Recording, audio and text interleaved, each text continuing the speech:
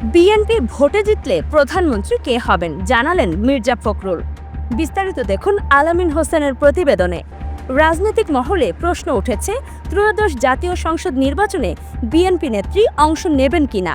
এ বিষয়ে বিএনপির মহাসচিব মির্জা ফখরুল ইসলাম আলমগীর বলেন, তিনি নির্বাচনে অংশ নেবেন কিনা এটা নির্ভর করবে তার স্বাস্থ্যের ওপর।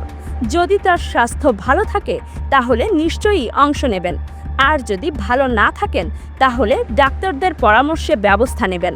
রাজনীতির মাঠে বিএনপি নেত্রীর অনুপস্থিতিতে 2018 সাল থেকেই দলের হাল ধরেন ভারপ্রাপ্ত চেয়ারম্যান তারেক রহমান।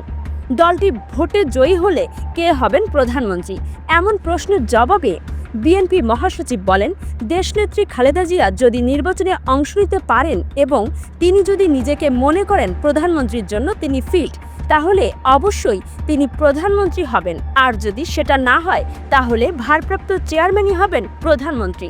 এ ব্যাপারে কোনো সন্দেহ নেই। দলের নির্বাচনী ইশতেহারের প্রসঙ্গে ফখরুল বলেন, ইশতেহারের ওপর কাজ চলছে আমাদের।